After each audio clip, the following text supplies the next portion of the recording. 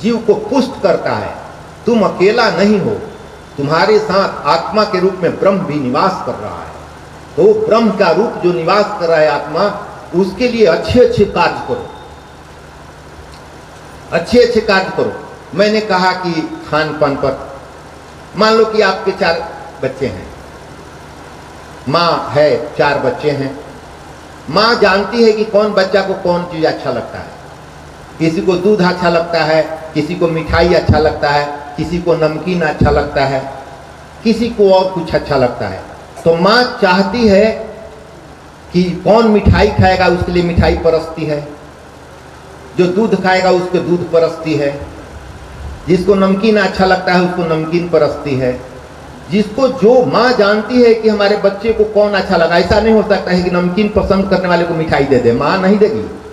यानी कि जिस बच्चे को जो स्वभाव है खाने का, माँ इतना दयालु है उसी चीज को परसती है। तो हमारी जगत जननी है। अगर मांस खा रहे हो तो माँ समझेगी कि मांस से प्रिय है, तो अगला जन्म मांस खाने वाले में हो जाएगा तुम्हारा। कहेगा कि मांस प्रिय है इसको, तो शेर, बाघ, कुत्ता, बिल्ली, इस सब में जन्म हो जाएगा। क्योंकि माँ जानती है जगत जननी कि हमारा पुत्र कौन चीज अच्छा लगता है, इसको मीठा अच्छा लगता है तो ठीक है यार, वैसा ही इसको परस देते हैं ना। तो ये मैं कहना, मैं वैष्णव नहीं हूँ, मैं वैष्णव नहीं, मैं सर्व हूँ। मुझे नहीं लगता है कि कैसा वैष्णव है कौन शिव है। हर एक जीवों को मैं मानता हूँ, पेड़ पौधे कीड़े मकोड़े सबको हमको प्रेम है उनसे, हमको किसी से कोई भेद नहीं है। और मैं ये शाकाहारी का प्रचारक नहीं हूँ कि मैं प्रचार कर रहा हूँ, मैं स्पष्ट दृष्टि दे रहा हूँ, ज्ञान दे रहा हूँ कि ये बात होती है ना। या बगल में किसी के यहाँ भोज हो और मिठाई अच्छा बनता हो, तो अपने पुत्र को मिठाई जो खाता है उसी को भेजेगी माँ कि अरे वहाँ तुम्हारे लिए व्यवस्था है, तुम वहाँ चल जा, वहाँ नमकीन की व्यवस्था है, तुम वहाँ घर में जा, तुम नमकीन। तो जगत जननी है, वो जानती है कि आपका स्वभाव कैसा है, वैसा ही योनि में हम लोग प्रवेश कर जाते हैं। ज्ञान की ये भागवत शास्त्र ज्ञान देता है कि आपको अपने को समझो। तुम दूसरे को समझने में समय बर्बाद कर रहे हो, अपने को समझो। तुम वही हो जिसकी खोज सारे संत करते रहते हैं, जोगी करते रहते हैं, जिसका ध्यान रखते हैं।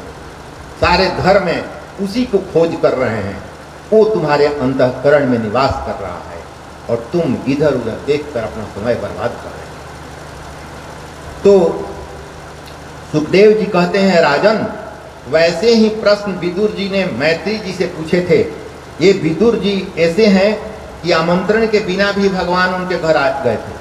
विदुर जी एक ऐसे हैं कि भगवान को बुलाए नहीं थे विदुर जी, फिर भी बिना बुलाए विदुर जी के घर गए हैं। हस्तिनापुर में जब लड़ाई छिड़ गई तो चले गए थे, राजमहल छोड़ दिए थे।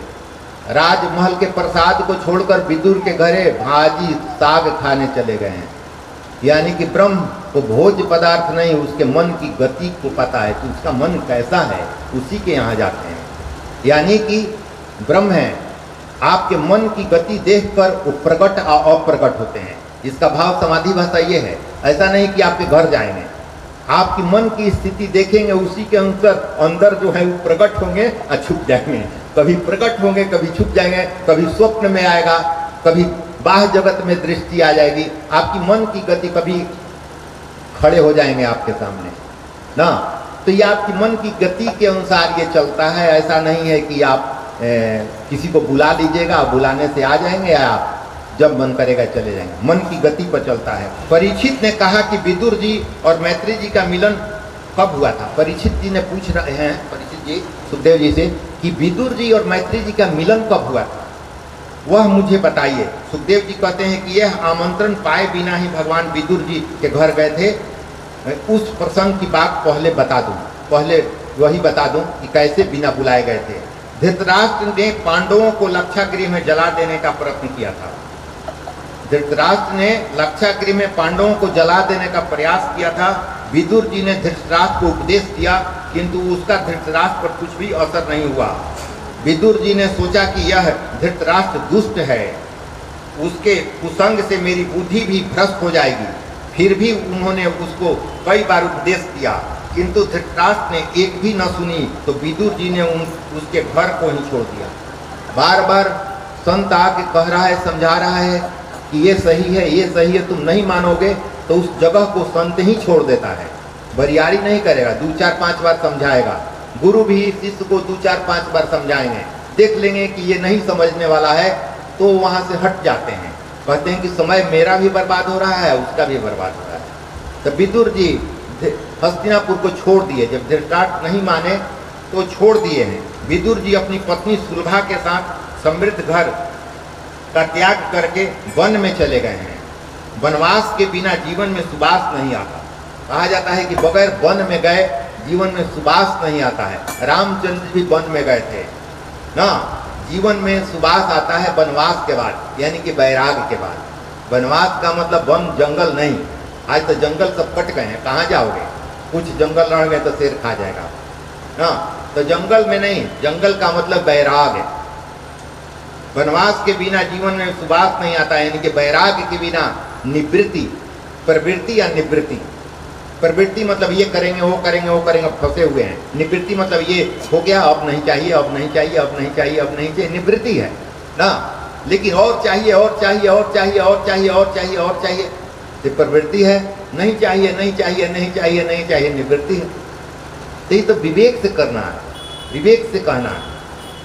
इसलिए तो पांडवों ने और भगवान रामचंद्र जी ने भी वनवास किया। पांडव को भी वनवास हो गया था तो वो लोग दिव्यास्त्र प्राप्त कर लिए, साधना करके उस वन में भी रोए बैठ कर नहीं, वन में भी जाकर ये नहीं कि घर छोड़ा दिया है तो बैठ कर रो रहे हैं कि बहुत गलत किया है, नहीं, वो साधना में लग गए।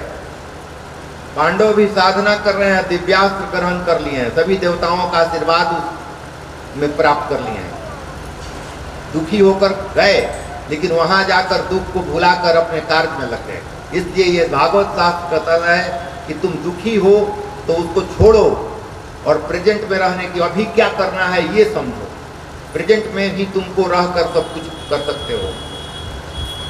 विदुर जी तो पहले से ही तपस्वी सा जीवन बिताते थे और भगवान का कीर्तन करते थे, इसलिए दुर्योधन ने 56 भोगों को छोड़कर, दुर्योधन के 56 भोगों को छोड़कर श्री कृष्ण ने विदुर जी के घर भाजी का प्राशन किया। 56 प्रकार के भोज पदार्थ को छोड़कर हस्तिनापुर के वो चले गए विदुर जी के घर भाजी खाने, साग खाने। विदुर और सुलभा वन में नदी के किनारे कुटिया बनाकर रहने लगे और तपस्या करने लगे। वे हर रोज 3 घंटे प्रभु का कीर्तन, 3 घंटे प्रभु का सेवा करने लगे। 12 वर्ष तक वे इस प्रकार भगवान की आराधना करते रहे। आप लोगों को लगेगा कि विदुर जी जैसी साधना तो हो नहीं पाएगी, कहते हैं कि 3 घंटा वो भगवान का, प्रभु का सेवा करते थे, 3 घंटा कीर्तन करते थे। तो मैंने तरीका प्रथम दिन ही बता दिया था। आपका जीवन भक्तिमय बनाने के लिए हर एक एक्टिविटी में प्रभु को शामिल कीजिए, क्योंकि वो हैं तभी आप कर रहे हैं। तो स्मरण रहे कि उनके कारण ही ये आंखें चल रही हैं, आंखें देख रही है, जीवा बोल रही है। तो स्मरण कीजिएगा तो यानी कि वो भक्ति ही, वो कार्य भक्ति ही बन जाए ना। सोते समय, जगते समय, काम करते समय प्रभु के भूले नहीं, स्मरण करते रहें तो ये 24 घंटा ही भक्ति हो जाएगी और प्रभु कहेंगे कि हम ही में ओतप्रोत है ये। तो भगवान की आराधना करते थे। उसके बाद मन को सतत सत्कर्म में लगाए रखो। कहते हैं कि सतत मन को बराबर सत्कर्म में लगाए रखो। मन निठल्ला होकर पाप करेगा। मन को एकांत में छोड़ दोगे तो कुछ गलते सोचेगा। ये इतना खचड़ा है कि बढ़िया चीज तो सोचता ही नहीं है। इतना ही बदमाश है कि बढ़िया चीज तो सोचता ही नहीं है, खाली गलते सोचेगा ना। इसलिए जानते हो, एक संत थे, एक भक्त कह रहा है कि प्रभु हमारा मन तो बसे में नहीं होता है, काम करते हैं तो ठीक है, अब बैठ जाते हैं तो इधर उधर चल जाता है, अब परेशान कर दिए। तो संत कहते हैं, जानते हो डाइन क्या करती है? डाइन घर में वो बांस गाड़ देती है। डाइन घर में वो बांस गाड़ देती है। जिसके घर में बांस गड़ा हुआ हो समझ जा कि उसी विद्या में ही है। नहीं तो घर में बांस गाड़ देगी और वो जो प्रेत आत्मा है वो आकर पूछेगा क्या काम करना है, तो कहेगा इसको ही कर दो, इसको भी कर देगा। फिर तुरंते करके आ गया, अब क्या करें, तो परेशान हो जाती है। तो कहती है कि इसी बांस पर चढ़ो उतरो ना, तो उस बांस पर चढ़ने उतरने में व्यस्त रहता है। काम भी मिल गया, हरदम अब तंग भी नहीं करेगा क्योंकि ड्यूटी मिल गया है चढ़ने उतरने का। अब हरदम चढ़ेगा उतरेगा और तब तक वो अपना काम करने लगती है। फिर जरूरत होती है तो उससे काम ले लेता है। यानी कि तुम निठाला बैठते हो तो अपने श्वासों को देखो, श्वास आया गया, श्वास लेते हो तो ऊपर नीचे होता है, श्वास लेते हो तो ऊपर नीचे होता है लेने और छोड़ने में। यानी कि कहा, संत कह रहे हैं कि प्राणायाम करते रहो। प्राणायाम मतलब मन जो है ये भूत है, ये अस्थिर नहीं बैठेगा, कुछ न कुछ इसको काम दोगे तभी अस्थिर रहेगा, नहीं तो ये भूत परे जैसा 24 घंटा काम करते रहता है। तो इसको कह दो कि अभी काम नहीं है ना, कुछ काम नहीं है, कर्मेंद्रिय ज्ञान स्थिति है ना, तो यही श्वास को गिनते रहो, आओ ऊपर और नीचे। ये रीढ़ की हड्डी जो है यही बांस है और इसी में इसको पिरोए रखो, सांस लो और छोड़ो, तो उसी में वो आते जाते रहेगा और इसी से तुमको सारी चीज जानकारी हो जाएगी।